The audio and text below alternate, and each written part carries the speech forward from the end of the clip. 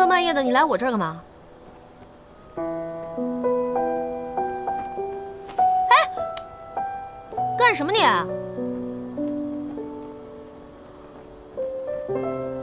把话说清楚啊！你要干嘛？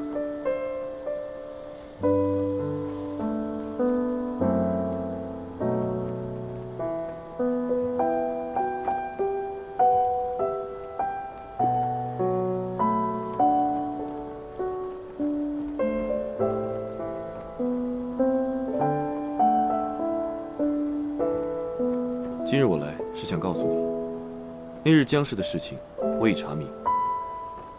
那日江氏更衣时，是江氏支走了所有的丫鬟，所以衣服是不是提前有人做过手脚，大家心里都清楚。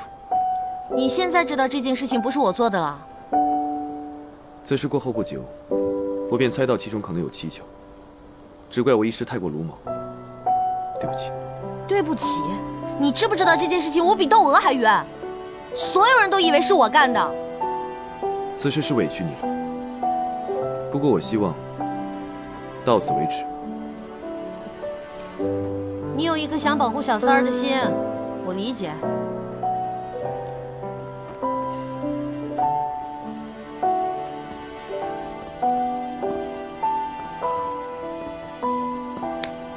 其实我一直都知道，江氏虽然外表温柔娴静，实则心思阴鸷细。你既然知道江氏的为人啊，无非就是个绿茶婊嘛。你说你喜欢他什么呀？绿茶。